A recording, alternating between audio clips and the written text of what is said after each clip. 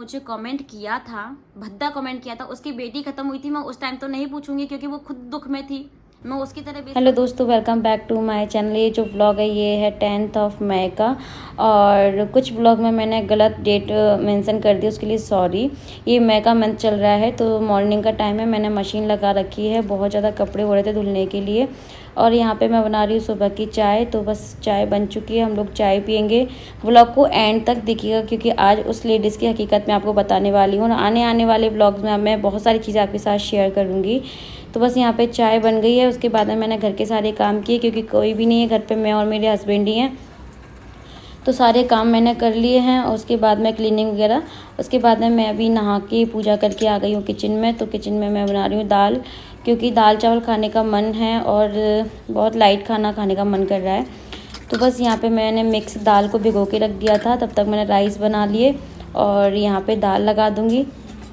हल्दी नमक डाल के इसको बॉईल कर लेंगे और इसके बाद में फिर मैं इसमें तड़का लगाऊंगी और थोड़ी सी रोटियां बनाऊंगी हम दोनों के लिए। बस मैं 4 से 5 रोटी बनाती हूँ और राइस रहता है साथ में। चैनल आज फ्राइडे है और मैं बना रही हूँ मिक्स दाल और मैंने राइस बना दिए हैं।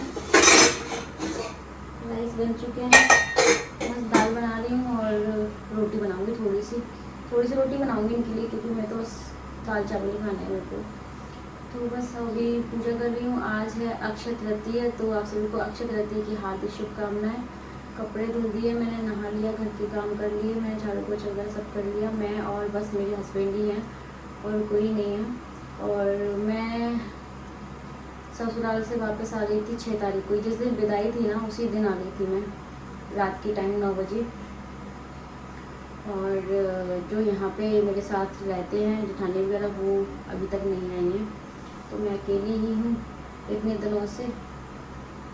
तो और 6 तारीख को मैं आ गई थी और 8 तारीख को लक्षणा की ससुराल में गए थे सब लोग। तो वापस से जो रिसेप्शन होता है ना वो था जिसमें सब लोग गए थे, सब लोग। वो औरत भी गई थी। तो यहाँ पे जी आज आए हुए थे कहने के लिए कि चलो। तो ये तो थे नहीं, ये तो ग्वालियर गए थे अपने काम से, तो मैं अकेली ही थी यहाँ पे। तो मैंने बोला कि नहीं, अगर वो लेडीज़ जाएगी जहाँ पे वो लेडीज़ जाएगी वहाँ पे मैं नहीं रहूँगी। मैंने क्लियरली बोल दिया उनको। और जिसका उस लेडीज़ से रिश्ता रहेगा उससे मेरा रिश्ता नहीं रहेगा, ये भी मैंने बोल दिया। तो बस फिर उन्होंने बोला कि ठीक है अपने हिसाब से देख लो। तो मैंने बोला ठीक है हम अपने हिसाब से देख लेंगे, आपने हमको बोल दिया कोई बात नहीं है। तो बस फिर मैं तो गई नहीं, ना मैं गई ना मेरे हस्बैंड गए। और मेरे हस्बैंड ने तो सभी के नंबर ब्लॉक लिस्ट में डाल दिए हैं। उसी दिन डाल दिए थे जिस दिन मैं यहाँ पे आई थी 6 तारीख को। मुझे तो नहीं पता था, मुझे तो बाद में पता चला जब इन्होंने बताया। तो सभी के नंबर इन्होंने ब्लॉक लिस्ट में डाल दिए हैं और आप सभी के कमेंट का भी रिप्लाई करूँगी मैं। और आज इस ब्लॉग में मैं आपको उस लेडीज़ की असलियत बताऊंगी, हकीकत बताऊंगी कि मुझे उससे इतनी नफरत क्यों है। ठीक है, तो बस बने रहिए ब्लॉग में, एंजॉय कीजिए। लंच रेडी कर रही हूँ मैं और ये शायद कहीं बाहर जा सकते हैं।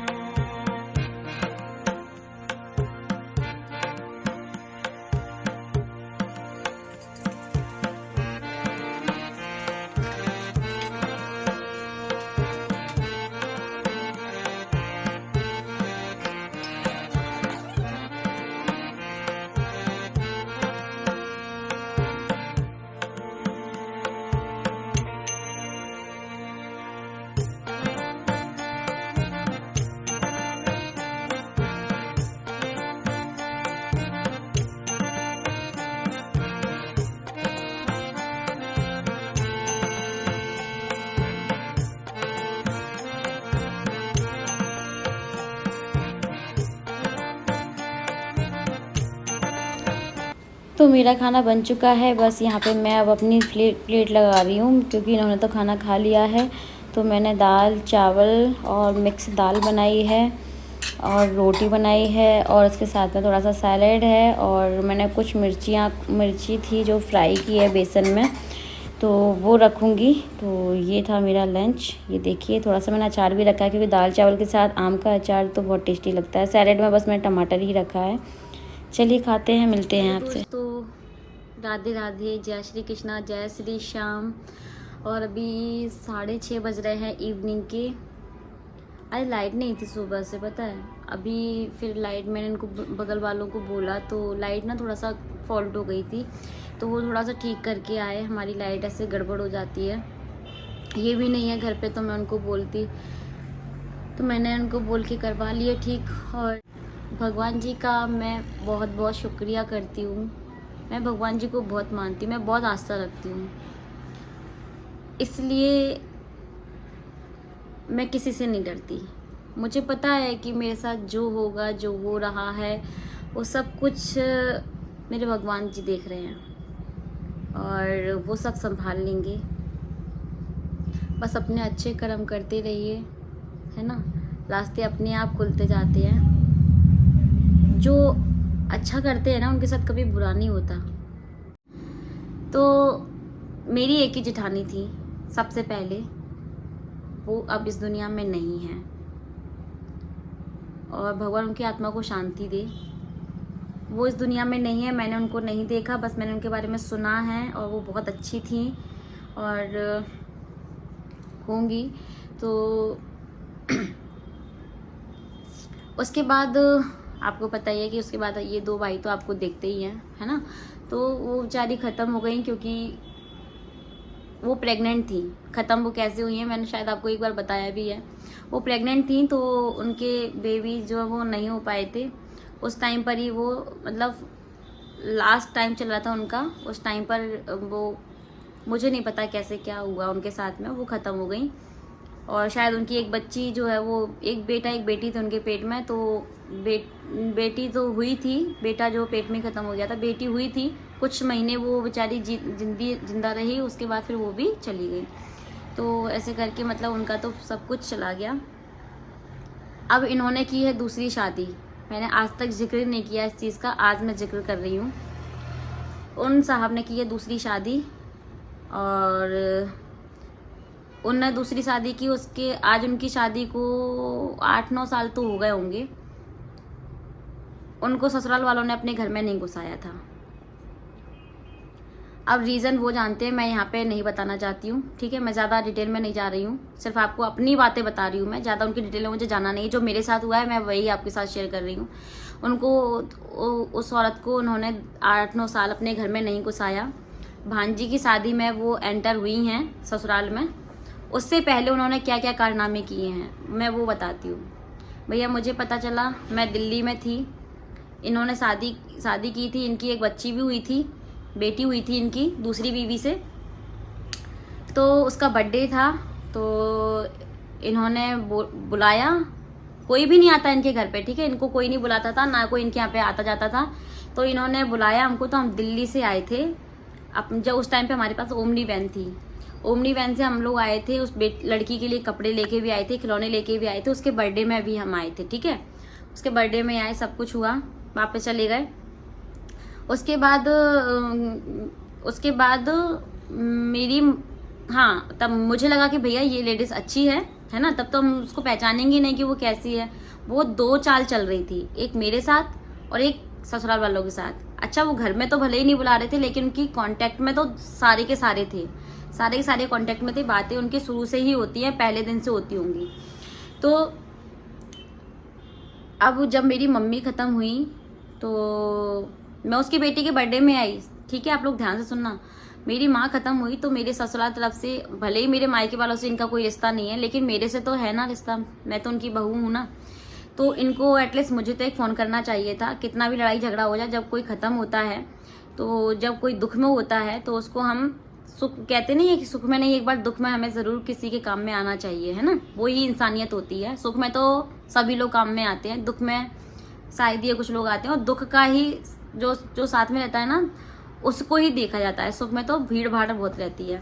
तो मेरे को किसी ने एक फ़ोन भी नहीं किया था कि तुम टेंशन मत लो, क्यों रो रही हो इतना, हम हैं। तो ऐसे कुछ भी नहीं किया था मुझे उस औरत ने। अब आप समझ गए ना वो कौन है। मेरी तो कोई भी नहीं लगती रिश्ते में, मेरी कोई नहीं लगती। इनके बड़े भाई की बीवी है वो, तो दूसरी वाली, उसने मुझे यूट्यूब प्लेटफॉर्म पे, यहाँ पब्लिक मुझे कमेंट करती है ना, मैं जैसी कमेंट आया, मैं इसी बेड पे, ग्वालियर जो फ्लैट में हम रहते थे, इसी बेड पे मैं उल्टी लेटी हुई थी और मैं रोई जा रही थी क्योंकि मम्मी को गए हुए 2 से 4 दिन 5 दिन हुए थे, 2-3 दिन नहीं हुए थे। मैं मतलब मम्मी के जो उठावनी होती है उसमें गई थी, उसमें से लौट करके आई थी। उसके बाद वो ब्लॉग शायद मैंने बताया था उस ब्लॉग में, तो उस टाइम पर ही मुझे 2-3 दिन हुए थे मम्मी को गए हुए। उस टाइम पर उस औरत ने मुझे पता नहीं क्या खुंजाइश खा के मुझे कमेंट किया था यूट्यूब पब्लिक प्लेटफॉर्म पे, जहाँ पे आप लोग मुझे कमेंट करते हैं। मैं आईडी देख करके समझ गई थी कि ये कमेंट उस औरत ने ही किया है। मैंने तुरंत उसका स्क्रीनशॉट लिया और स्क्रीनशॉट लेके मैंने उसको ब्लॉक मार दिया, ठीक है। और मैं अपने मायके गई थी, उसको लेकर के उसने मुझे कमेंट किया था, ठीक है। तो और मेरे घर वालों को लेके भी कमेंट किया था, मतलब इस तरीके का किया था जो मेरे घर वाले उसमें दोनों इन्वॉल्व थे। तो मैंने उस स्क्रीनशॉट लेके इनको पूरे घर को भेजा। जो हरकत वो उस दिन उस रिश्तेदार की हुई थी ना, मैंने सबको बताया था कि इसने मुझे फ़ोन पे गंदे तरीके से बात की है। ऐसे ही मैंने उस औरत के बारे में भी पूरे परिवार को, लेकिन ये लोग क्या है ना, ये लोग मुझे अपनी बहू मानते नहीं है, ठीक है। मेरे साथ कुछ भी होता है, मैं दुख में होती हूँ, मैं सुख में होती हूँ, मेरी चीज़ों से इनको कोई मतलब नहीं है और मैं इनके हर चीज़ में शामिल हो जाती हूँ। ये मेरी गलती है, मैं मान रही हूँ, आप लोग भी मुझे समझा रहे हैं, मैं मान रही हूँ मेरी गलती है, पूरी मेरी गलती है। मैं, अगर आपने देखा होगा, मैं एडमिट भी हो जाती हूँ, मैं बीमार भी हो जाती हूँ, मेरे हस्बैंड भी बीमार हो जाते हैं, हमारा कुछ भी हो जाता है, हम शिफ्ट भी कर रहे होते हैं, हम रो भी रहे होते हैं, तो कभी इनका एक फ़ोन नहीं आता, कभी ये लोग हमारे पास नहीं आते, कभी इनको कोई मतलब नहीं है हम लोगों से।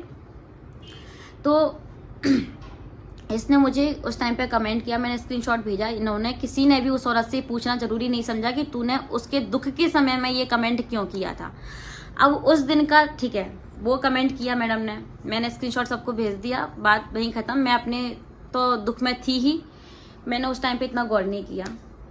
ठीक 8 दिन बाद, जहाँ हम जवाब नहीं देते हैं ना, वहाँ ऊपर वाला जवाब देता है। मैं इस बात को यूट्यूब पे लेके नहीं आना चाहती थी, लेकिन मजबूर हूँ मैं लेके आने के लिए, ठीक है। मैं किसी का मजाक नहीं बना रही हूँ, सिर्फ आपके साथ अपनी बात शेयर कर रही हूँ। मैं बिल्कुल मजाक नहीं बना रही हूँ, ना ही मैं उस माँ का मजाक बना रही हूँ, ना ही मैं उस बेटी का मजाक बना रही हूँ। मैं किसी का मजाक नहीं बना रही, सिर्फ अपनी बात रख रही हूँ।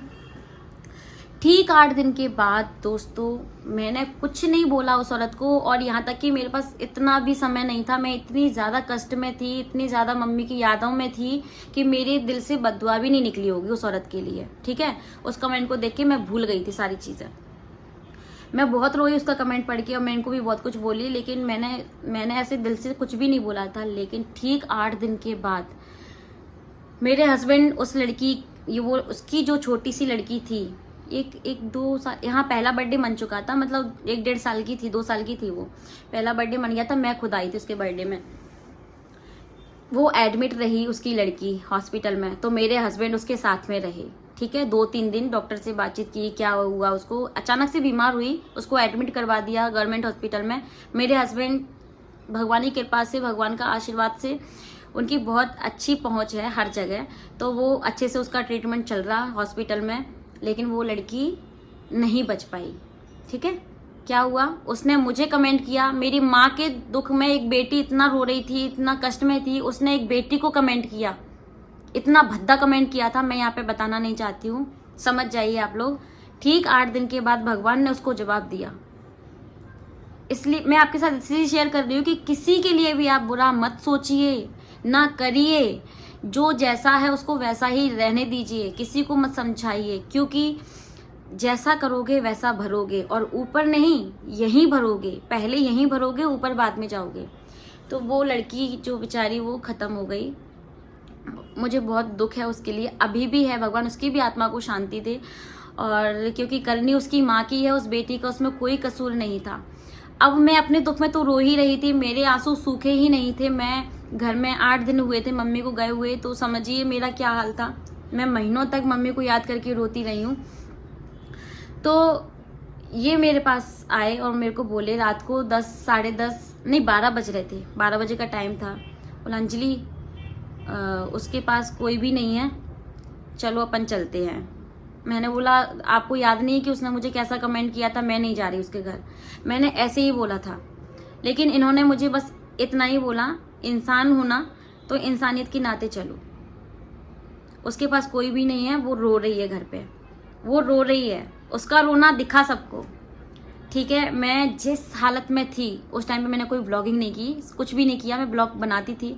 मैं जिस हालत में थी डेली के कपड़े में, मैं वही चप्पल पहन के, घर को लॉक लगा के और वही दुपट्टा डाल के, बस हम लोग रात को 12 बजे सुनसान एरिया में, कहाँ हमारा घर और कितनी दूर उसका घर था, हम अकेले निकल गए दोनों जने। पूरी रात मैं उस औरत के पास बैठी रही, वो रोती रही। और फिर ये लोग रात को उसको दफनाने वगैरह के लिए गए। उस लड़की को, मुझे नाम याद नहीं है, उस लड़की को दफनाने के लिए गए। मैं उस औरत के पास पूरी रात बैठी रही, वो रोती रही, फिर भी मैं उसको चुप करा रही, मैं उसको समझा रही कि ठीक है, जो भगवान की मर्जी है उसके आगे किसी की नहीं चलती है। मैं इस तरह से उसको समझा रही हूँ। और सुबह 5 या 6 बजे मैं अपने घर वापस आई थी। मैंने फिर भी उसका साथ दिया, सब कुछ हुआ। और जो 2 साल पहले हमारे घर में जो लड़ाई हुई थी, देखा, पहले इस बात को, टॉपिक को यहीं ख़त्म करते हैं। उस औरत को मैंने जवाब नहीं दिया उस कमेंट का, उसको भगवान ने जवाब दिया, ठीक है। उसके बाद जो 2 साल पहले हमारे बीच में जो लड़ाइयाँ चल रही थी ना, उस लड़ाई में ये घी डालने का काम कर रही थी। मैंने आपको बताया ना कि ससुराल वाले बुला नहीं रहे थे इज्जत के लिए, क्योंकि वो रिलेशन में कुछ लगती है इनकी, ठीक है। जिससे उनने शादी की है वो रिलेशन में कुछ लगती हैं इनकी, इसलिए ये लोग इतने साल तक उसको नहीं बुलाए थे घर में, क्योंकि रिश्तेदार वगैरह बुरा मान जाएंगे। तो सारे वीडियो देख करके, सारा कुछ देख करके, ये मेरी सास को मेरे खिलाफ भरती थी। मेरे से भी अच्छी बात करती थी फोन पे, मुझे नहीं पता था उस टाइम तक कि ये मेरे खिलाफ है। मेरे से भी अच्छी बात करती थी और इधर सास को भरती थी। मतलब मेरे मन की बातें ले लेती थी और उसके बाद में सास को सारी बातें डबल करके लगा देती थी। भैया ये बात मुझे बहुत बाद में पता चली, जब वो सारी बातें सास ने मुझसे बोली ना कि तू ऐसे ऐसे बोलती है, ऐसे ऐसे करती है, मुझे समझ में आया कि यार मैंने ये वाली बात तो उसको औरत को बोली थी और ये बात इनके पास कैसे आ गई। मतलब ये दोनों कांटेक्ट में थे, ये बात मुझे नहीं पता थी। और सुनो, मेरे सामने उनकी बुराई कर रही है, मतलब अपनी सास की बुराई करती थी और मेरे तरफ बोलती थी और सास को जाके सारी बातें लगा देती थी। तो मेरे अंदर क्या है ना, ये चीज़ नहीं है, बस कभी भी मैं लगाने वाली चीज़ मुझ में है नहीं ना, मैं लगाती हूँ, जो है ना वो रियल ही है। तो क्या हुआ, अब जब वो मेरे सामने, उस दिन के बाद से फिर वो मुझे कभी मिली नहीं। अब आप बताइए, जिस लेडीज ने मुझे कमेंट किया था, भद्दा कमेंट किया था, उसकी बेटी खत्म हुई थी, मैं उस टाइम तो नहीं पूछूंगी क्योंकि वो खुद दुख में थी। मैं उसकी तरह बेशरम तो थी नहीं कि मैं दुख में हूं और मुझे तू यूट्यूब पे कमेंट कर रही हो। अब जब वो मेरे सामने आई भांजी की शादी में, मेरे को भांजी की शादी में मिली वो उस कमेंट के बाद पहली बार, तो क्या मेरा पूछने का हक नहीं बनता? फिर भी मैंने शुरुआत में नहीं पूछी कि मैंने ये सोचा कि भांजी की शादी डिस्टर्ब हो जाएगी, लड़ाई हो जाएगी। मुझे पता है कि इन लोगों का नेचर क्या है, ये सीधा मेरे ऊपर ही सारा ब्लेम डाल देंगे। तो इसलिए मैंने पूरी शादी हो जाने दी। रात का टाइम था, 6 तारीख की बात बता रही हूँ। रात का टाइम था, 8 साढ़े 8 बज रहे थे। मैं डबरा आने के लिए तैयार थी, मेरे बैग तैयार थे, सारा कुछ तैयार था, क्योंकि नेक्स्ट डे इनको अपना काम करना था, इसलिए हम लोग वापस आ रहे थे।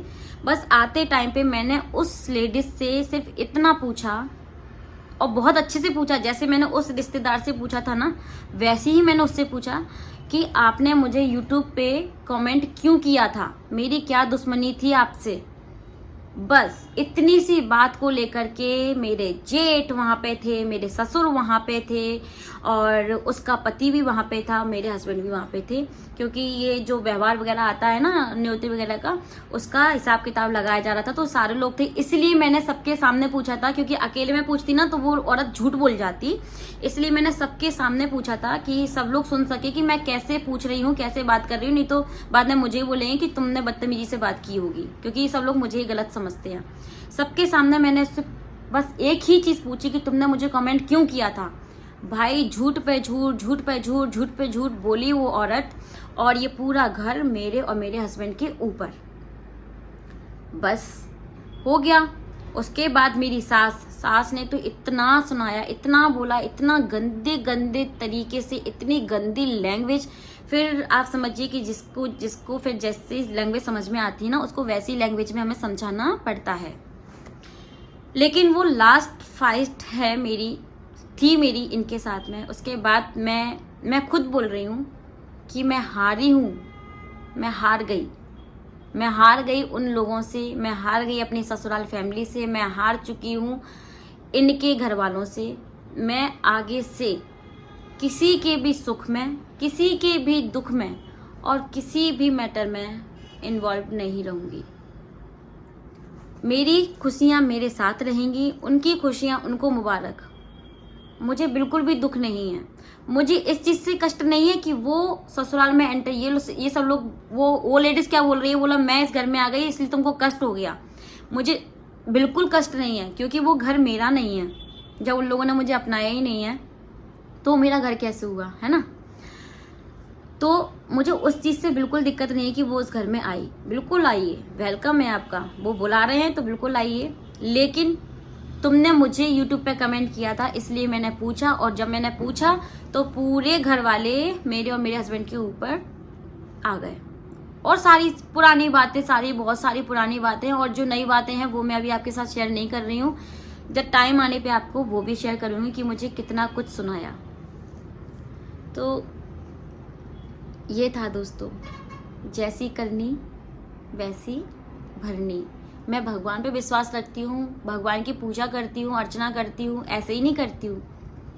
मेरा भगवान मेरे साथ है और मेरा बाल भी बांका नहीं होगा, कभी भी नहीं होगा। और ऐसे झूठे मक्कार फरेबी लोगों से तो बिल्कुल भी नहीं होगा, है ना। सच को जितना दबाओगे ना वो उतना ही ऊपर आता है, और झूठ कुछ दिनों का होता है, लंबे समय तक टिकता नहीं है झूठ। इसलिए सच का साथ दीजिए और किसी का भी बुरा मत कीजिए, बुरा मत सोचिए, क्योंकि आपके सोचने से और आपके करने से किसी का बुरा नहीं होगा। मैंने आपको एक एग्जाम्पल दिया है आज, जो रियलिटी है ना वो बता दी मैंने आपको।